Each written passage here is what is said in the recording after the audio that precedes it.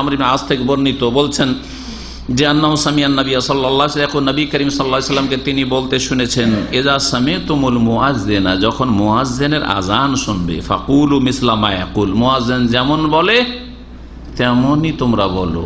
হ্যাঁ, মুআজ্জিন যা বলবে তাই বলো।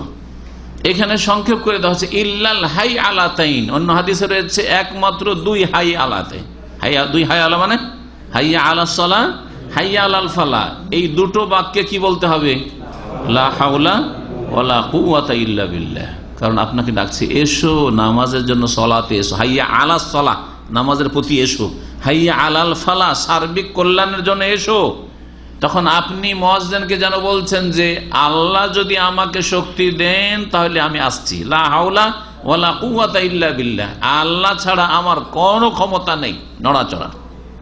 আসসালাতু খায়রুম মিনান নওম যখন ফজরে বলা হয় তখন কি বলবেন?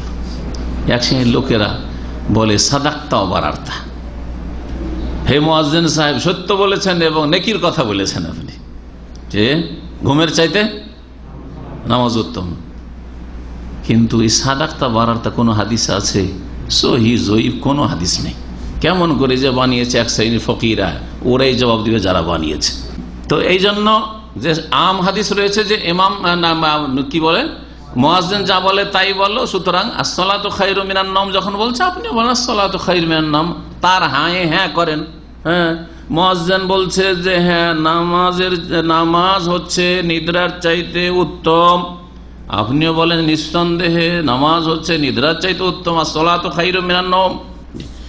যখন আজান শেষ হয়ে যাবে সুম্মা সাল্লু আলী, আমার উপর সালাত পেশ করা। ফাইন্নামান সাল্লাল্লাহু আলাইহি সালাতান, একবার যদি কেউ আমার প্রতি সালাত পেশ করে, সাল্লাল্লাহু আলাইহি বিহা আশারা, তার বদলায় তার বিনিময়ে আল্লাহ 10 বার রহমত বর্ষণ করে, 10 গুণ। সুবহান। আজকাল 5 বছর যাবে তাহলে ফিক্সড ডিপোজিটে সুদ খেয়ে জাহান্নামে যেয়ে, হ্যাঁ জাহান্নামে যেতে হবে। আল্লাহর পক্ষ থেকে যুদ্ধের ঘোষণা, তারপরে ফিক্সড ডিপোজিট করছেন যে এই আশায় যে 5 বছর পরে ডবল টাকা পাবো, 5 বছর পরে।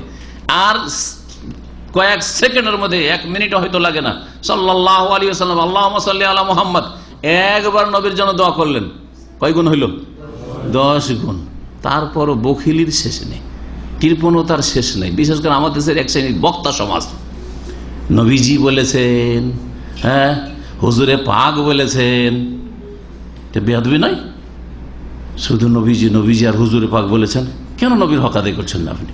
কষ্টটা কি লাগছে আপনাকে সাল্লাল্লাহু আলাইহি ওয়াসাল্লাম বলতে? মুহাদ্দিসিনে কেরামকে কষ্ট লাগেনি? কালির অভাব, পয়সার অভাব, কলমের অভাব, কাগজের অভাব। তারপরে প্রত্যেকটা হাদিসে পাণ্ডুলিপিতে তারা লিখেছেন সাল্লাল্লাহু আলাইহি ওয়াসাল্লাম, কালা রাসূলুল্লাহ সাল্লাল্লাহু আলাইহি ওয়াসাল্লাম, কালা নবী সাল্লাল্লাহু আলাইহি ওয়াসাল্লাম। যতবার নবীর নামে ততবার সাল্লাল্লাহু আলাইহি ওয়াসাল্লাম। হাদিসের কিতাবগুলি পড়ে দেখবেন, আছে না নেই?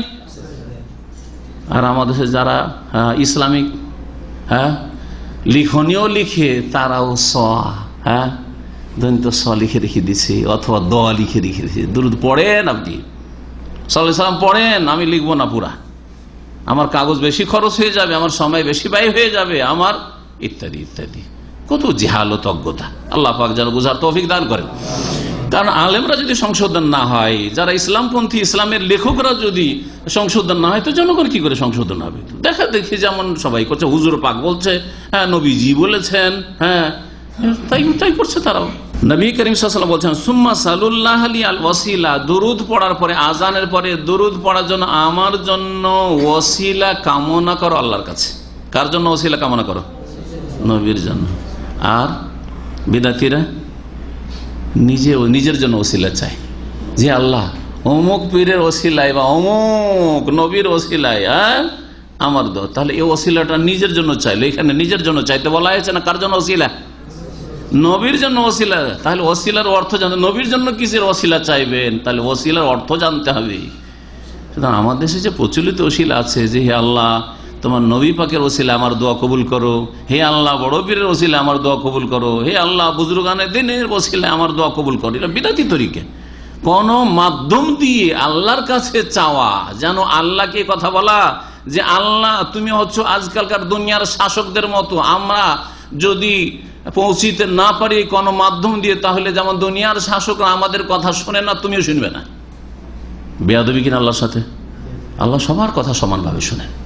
ফাইন্নি করিব, সকলের নিকটে। তারপর আল্লাহ সবার সম্পর্কে অবগত, সমানভাবে জানেন।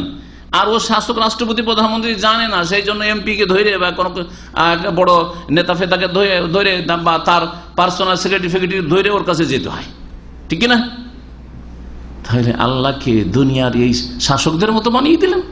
তিনি খবর রাখেন না, বা তিনি কি এদের মতো যে আপনার খবর রেখে আপনার গরজ পুরা করতে চান না? আল্লাহ সকলের গরজ পুরা করার জন্য প্রস্তুত হয়ে রয়েছেন। ও দোনি, আমাকে ডাকো, আস্তাজিব লাকুম, তোমাদের ডাকে সাড়া দেবো, তোমাদের দোয়া কবুল করবো। তারপর এই ওসিলা ব্যক্তিকে ধরা হয়েছে বিদাতি ওসিলা, এটা শিরকের চোরা রাস্তা। আমার জন্য নবী বলছেন যে আমার জন্য ওসিলা কামনা করো আল্লাহর কাছে। ওসিলাটা কি বলছে? ফাইন্নাহা মানজিলাতুন ফিল জান্নাহ, সেটা হচ্ছে জান্নাতে একটা মর্যাদা।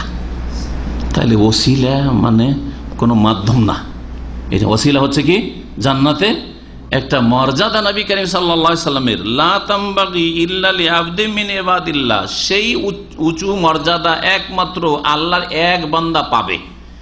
ওয়া আরজু আন আকুন আনা হুয়া, আমি আশা করি যে সেই বান্দা আমি হব। ফামান সালালি আল ওসিলা, কেউ যদি দুরুদ পড়ার পরে যদি আমার জন্য ওসিলা কামনা করে, আতে মুহাম্মাদানিল ওয়াসিলাতা ওয়াল ফাদিলা ওয়া বা'সু মাকামা মাহমুদা আল্লাযী ওয়া'আদা হাল্লাত লাহু শাফাআত, তার জন্য আমার শাফাআত সুপারিশ করা অবধারিত হয়ে যাবে, আবশ্যক।